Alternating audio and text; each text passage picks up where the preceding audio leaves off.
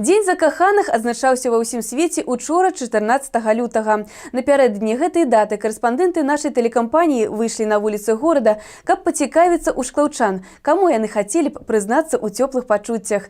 Традыцыйнае пытанне далей у выпуску. В этот день мне очень хочется сказать хорошие слова своим детям. Я их очень люблю. Они, правда, живут у меня в Минске обе.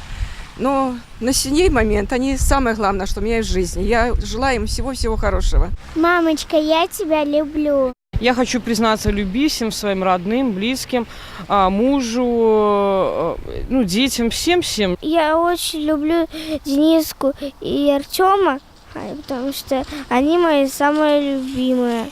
Я с ними дружу и всегда гуляю. В День влюбленных хочу признаться в любви родителям, мужу, дочке. Я вас очень сильно люблю. Хочу признаться в любви в первую очередь своим родителям, маме, бабушке. Хочу, чтобы они в этот день были счастливы. Ну и, конечно, своей любимой девушке Юлии. Надеюсь, она в Витебске будет смотреть меня, будет вспоминать добрым словом.